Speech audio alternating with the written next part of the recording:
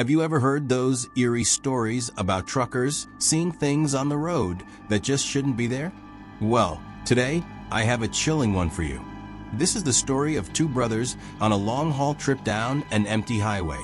What started as a routine drive turned into something they'll never forget. A ghostly figure, a never-ending road, and a funeral procession that defies reality. But before we dive in, make sure to hit that like button, subscribe, and turn on the notification bell so you never miss a creepy story like this. And if you've ever experienced something strange on the road, let me know in the comments below. I'd love to hear your story.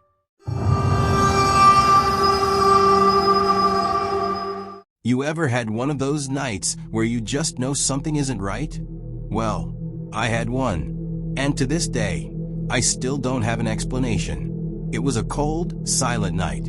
The only sound was the hum of our engine breaking through the stillness.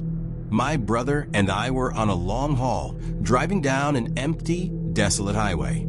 Our truck's headlights cut through the thick darkness ahead, but beyond that, nothing. Just towering trees lining the road, their shadows stretching like figures in the night. We had been on the road for hours, exhausted, but determined to reach our destination before dawn. The steady rhythm of the tires rolling against the pavement was almost hypnotic. And then it happened. I froze. My grip on the steering wheel tightened, my breath caught in my throat.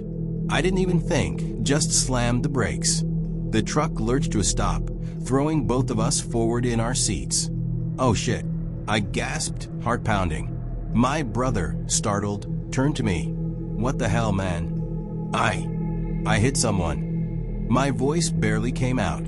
A man. He was dressed in black. He just appeared out of nowhere. My brother frowned, glancing out at the empty road. What? I didn't see anything. But I knew what I saw. I was sure of it. I swear he was right there, in front of the truck. We sat there in silence for a moment, both of us breathing heavy. Then, reluctantly, we stepped out into the freezing night air. The headlights lit up the road ahead. There was nothing. No body. No sign of impact. Not even a footprint. I walked around the truck, searching for anything, any proof of what I had just seen. But there was nothing. Not a single mark on the truck. How is this possible? My brother put a hand on my shoulder. Maybe you're just tired.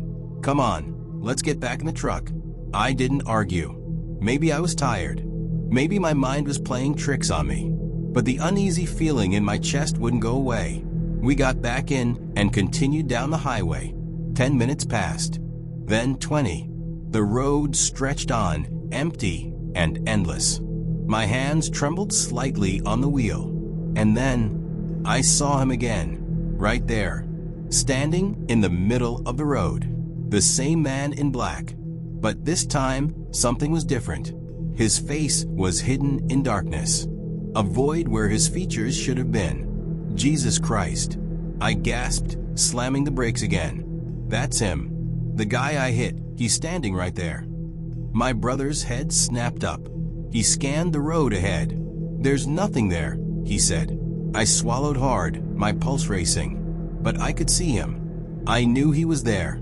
And then, just like before, he was gone. I was shaking. My hands felt numb against the steering wheel, my breath uneven. My brother suggested we switch seats, and I didn't argue. I needed a break. Maybe I was losing it.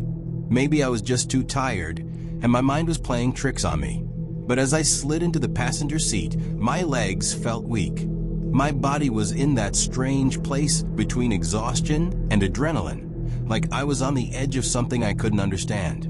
I kept staring out the windshield, half expecting to see him again. My brother started driving, his hands gripping the wheel tighter than usual. I could tell he was shaken too, even if he wasn't saying it out loud. He kept glancing at me, at the road, then back at me. You sure you saw something? He asked after a long silence. I swallowed hard. I don't know, I admitted. I do know. I saw him. Twice. I turned to the window, watching the trees blur past in the darkness. The truck's headlights barely cut through the thick blackness ahead, and I couldn't shake the feeling that something was watching us. Neither of us spoke for a while. The road stretched on, endless and empty. Just the hum of a truck, the distant whisper of the wind. And then, up ahead, the road split. A fork in the highway.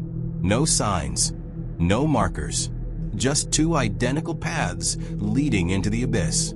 My brother slowed, gripping the wheel tighter. "Which way?" he asked.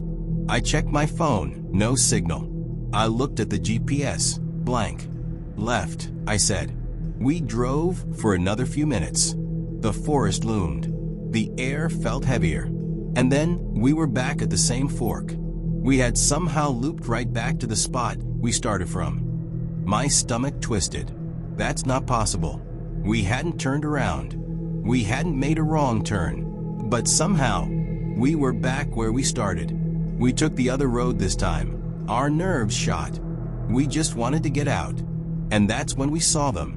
A procession of figures, all dressed in black, slowly crossing the road. At first, I thought it was some kind of funeral. But as we got closer, I realized something was wrong. They weren't walking like mourners. Their movements were slow, deliberate, almost unnatural, like marionettes being controlled by invisible strings. And then, I saw what they were carrying. A coffin. My blood ran cold. My brother saw it too. We both sat frozen, unable to look away. My brother's voice was barely a whisper. "We need to get out of here." He didn't hesitate. He slammed his foot on the gas, the truck roaring forward. We blew past them, not daring to look back. We drove until the sky began to lighten, until we saw signs of life. A small town. Civilization. We stopped the first place we found and told a local what had happened. He listened, his expression unreadable. And when we finished, he just shook his head. "You're lucky you made it out alive," he said. I swallowed hard. "What do you mean?" He exhaled, his voice low. "Decades ago, there was an accident on that road. A man died. Ever since then, anyone who travels that highway at night, they see him." He said, "You're not the first, and you won't be the last." Thank you for watching. If this story gave you chills, let me know in the comments below. Don't forget to like, subscribe, and share with your fellow horror fans. Until next time, stay scared.